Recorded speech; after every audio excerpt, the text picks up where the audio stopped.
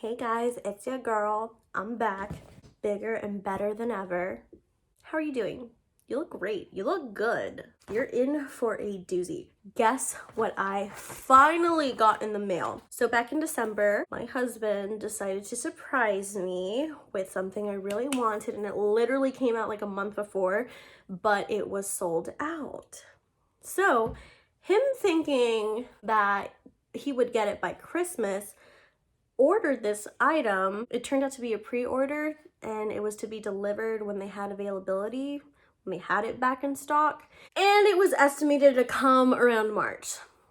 Last week, I come home from work and he's like, "Did you check the table?" And I was like, "No, I didn't check the table." And he's like, "Go check the table." I literally completely forgot about this. It was like a surprise all over again. Are you ready? Because I'm so ready to use it.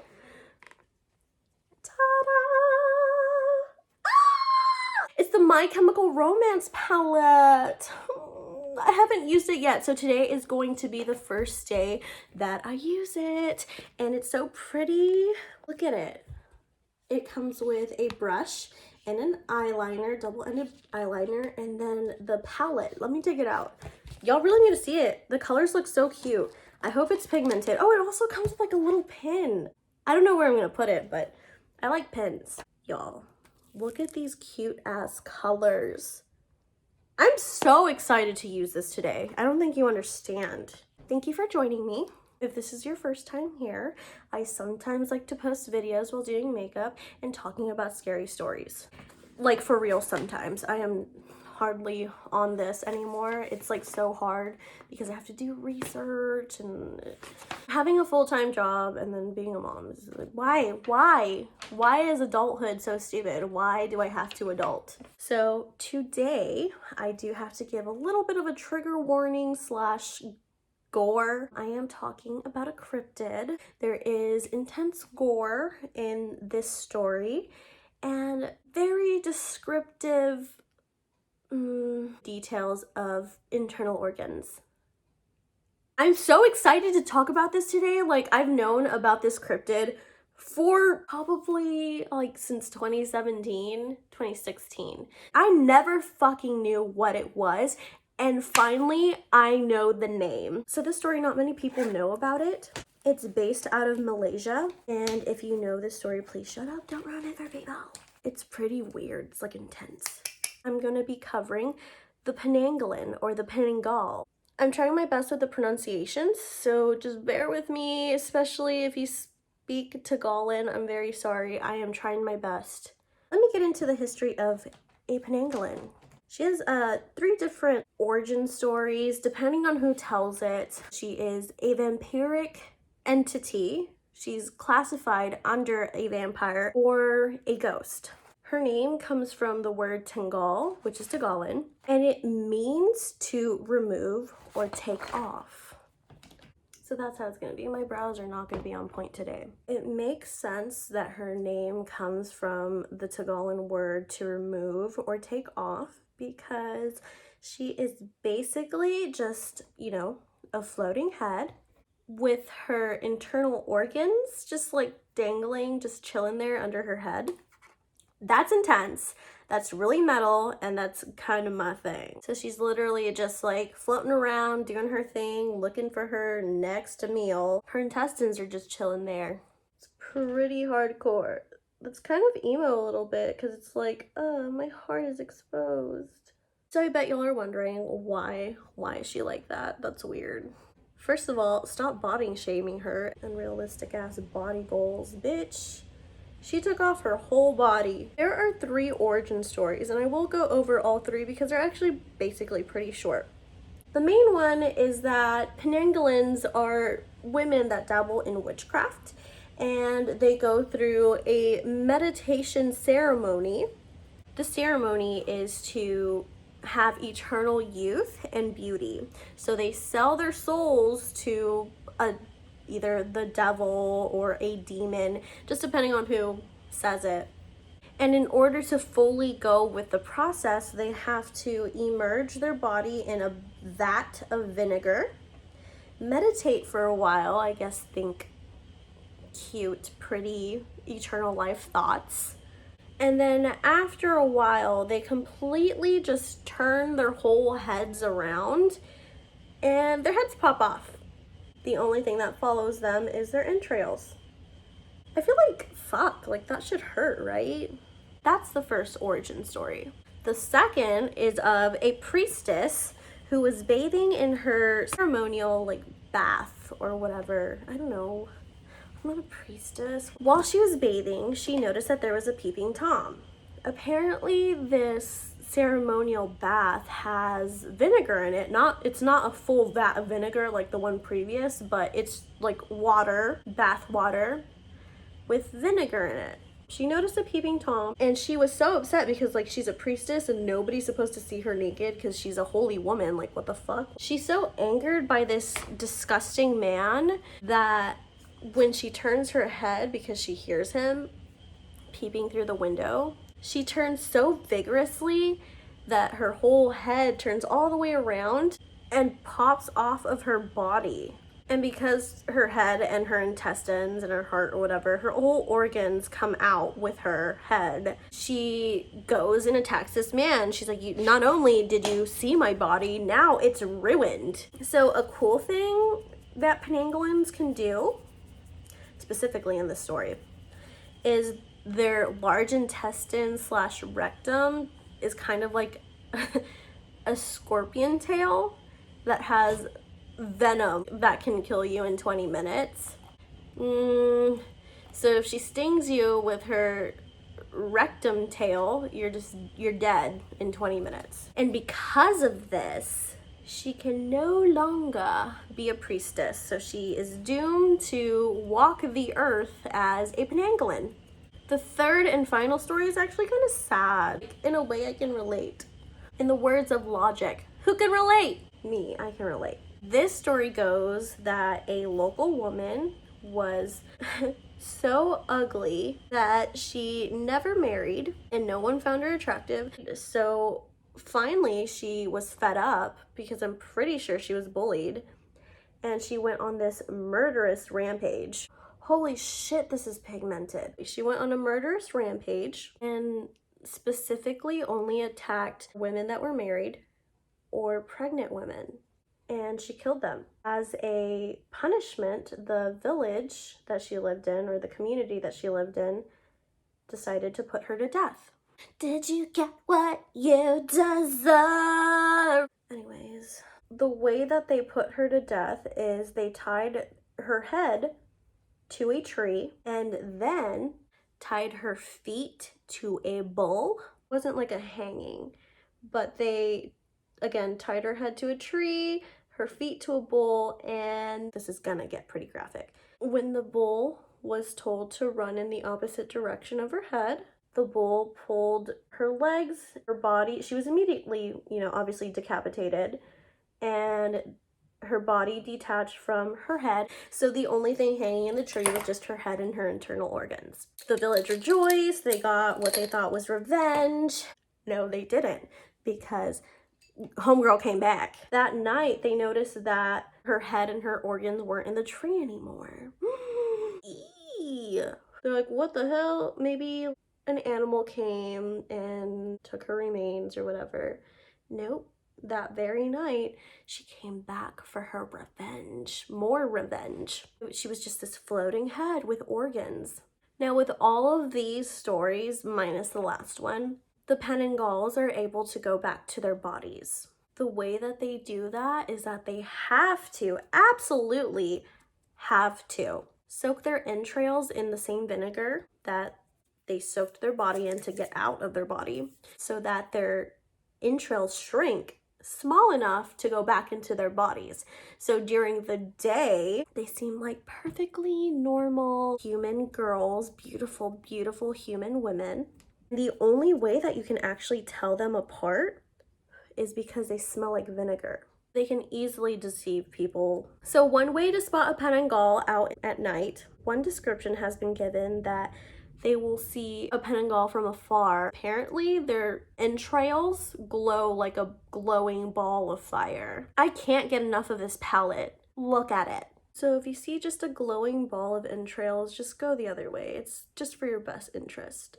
So these creatures, cryptids, like to hunt at night. They're only active at night. And their prey is pretty much just small children, pregnant women, or women that are about to give birth. So if you're pregnant, girl, you're in danger. The way that they feed is they come in through your open window, so don't sleep with your window open. And they like to go after children mainly because they have such vibrant spirits and it gives them more energy than would a normal person that's not a child, so an adult. So they come in through your open window and they drag their entrails up your body, causing painful sores. It immediately makes huge like blisters on you because she also has venom just on her entrails. That's what she wanted. I'm not going to question her. She's scary and she wants to drag her intestines on you. I have to go off camera to do my other wing. I am not talented. I fucked up. Okay, cool. For the most part, I fixed it. They feed on their victims pretty much like vampires. If she feeds on you, you're immediately like dead. If she just bites you and she's not able to finish the job, you have these horrible blisters that are going to be all over your body and can only go away unless you see a doctor, so you can't treat yourself on your own. And if she just bites you, then unfortunately you have a wasting blood disease, meaning that regardless you're going to die because you have a poisoning in your blood now. It's going to just have you waste away, and it's a slow, painful, gruesome death. One way that pregnant women defend themselves against a Penanggalan, there is this local plant in Malaysia that they put outside all of their windows and pretty much just outside their entire homes. And it has thorns all over it, very, very pokey, very spiny. So that if the Penanggalan does decide to come through your window or try to go into your area, the thorns are going to penetrate its exposed organs, and no matter who you are, if your organs are exposed and they get punctured, you're gonna die. That's one way to defend yourself from a Penanggalan. Another way to protect yourself is by putting glass shards around your windows. Be careful though, because those are pokey and those can hurt you too. But in other ways that she can get you, she can also come to you in your dreams. And if you dream of a Penanggalan, that's seen as an omen and bad things are going to happen, which sucks because I've had nightmares of Penanggals since 2016. Another way to kill a Penanggalan, if you're just, out and about and you see a headless body, the first thing you're gonna wanna do is put glass shards in there. Okay, to be fair, it has to be a decapitated body that's just chilling in a vat of vinegar. You know what? If you find a dead decapitated body anywhere just around you, just go away. Call the police, get help, because most likely not a Penanggalan. You just stumbled across a murder scene. But in the case of a Penanggalan, if you notice a decapitated body chilling in a vat of vinegar, what you can do if you're suspicious of a Penanggalan is put glass shards inside that body so that when the Penanggalan comes back for her body, to trick people during the day, she will die immediately because there's glass in her fucking body. Another way of getting rid of a Penanggalan is by burning the body when you find it. The head doesn't have anywhere to go, so it's just gonna chill and dry out. A few stories that are pretty much legends of people who have had close encounters with Penanggals. One of them stemming from the early days, before there was ways of documentation. So it tells of this man who had two wives. One was black and one was white. I don't know if they were actually one was the color black and one was the color white, or if it was a person of color and a white person. I don't know. Pretty much the story goes that these wives dabbled in witchcraft, and the man had left to go, he had to go visit the king or something. I'm not quite sure. But he went out of town. When he came back, he found both of his wives just sitting in vats of vinegar without their heads. He had heard the stories of the Penanggals and what to look out for. This man was not a smart man, so he wasn't thoroughly convinced that they were Penanggals. So he waited for them to come back. But before they came back, he decided to switch their bodies so that they think they're going into their rightful bodies, but they're not. They're going into each other's bodies. And then decided to turn their bodies so that when they go back into their bodies, they go on backwards. As predicted, the Penanggals come back after their terrorization, I guess, of their local village. Not only are their bodies switched so they don't match their head colors, they're also backwards. The man sees this and immediately reports it to his king. Basically, he ain't shit, because why would you do that? They're your wives, and they weren't killing you. You had been suspecting them of being Penanggals for a while, from what the story tells. So he goes and reports it to his king. His king says, oh my gosh, yeah, that's real. Please, let's go get your wives and put them to death. So they hung his wives, and now he is wifeless, as he should be. You never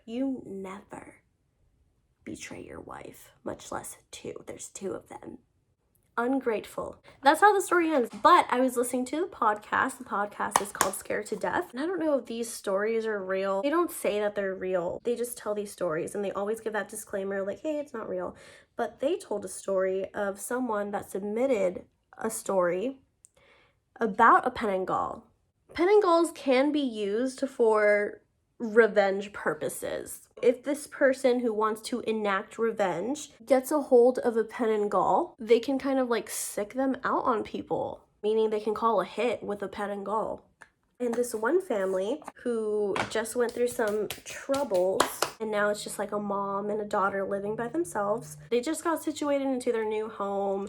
One night, the daughter had her window open, and there was no screen in the window. She felt something crawling into her bed.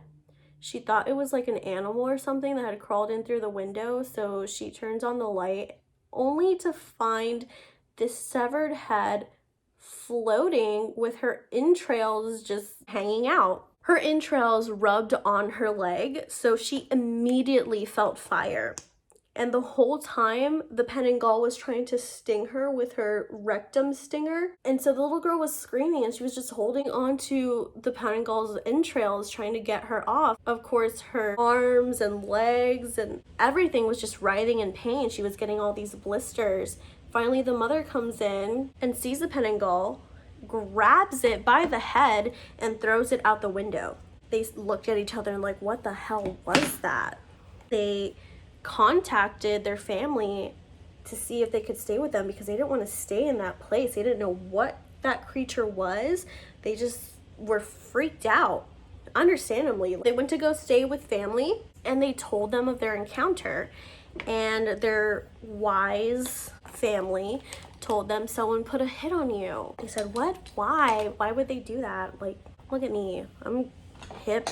They didn't say that, but they were very interested to know why this happened to them. They were very well liked.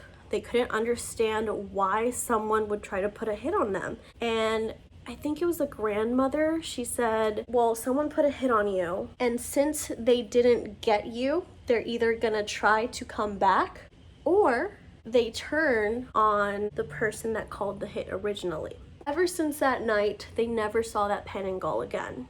It was the only encounter, thankfully. But they still obviously live in fear that that thing is gonna come back. They had nightmares about it. And of course, like I said earlier, nightmares bring omens. They had difficulties, even further difficulties, going forward after the encounter. It's said that since then, no matter what, they never sleep with their windows open, and they always wonder why the Penanggal never came back. Penanggals are known to just lurk outside of people's windows, opened or closed. So if you ever think that you see a beautiful lady's floating head just chilling outside your window, you're probably being visited by a Penanggal.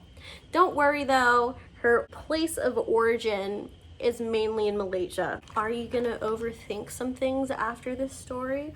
Most likely. I would rather be abducted by gray aliens than ever have an encounter with a floating intrail lady. Main moral of the story is don't get pregnant or the Penanggalan will come and get you and you will die. Just like don't get pregnant ever. It's like not great. Take it from me. Bam! Just like that. I'm fucking Katinka from Zoolander.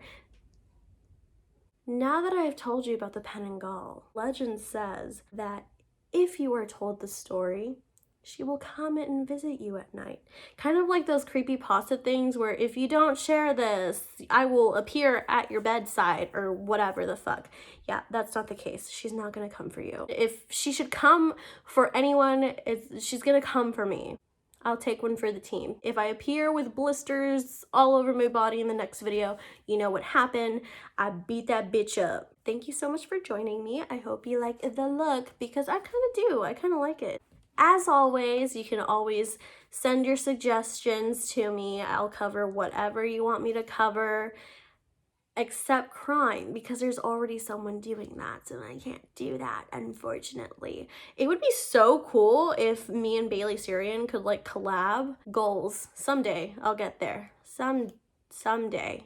Anyways, go ahead and leave your recommendations down in the comments. If you're new here, definitely subscribe so you can be notified every time I post a video, which is very rare, so it won't be that often, so it won't be annoying. Thank you for joining me. Love ya!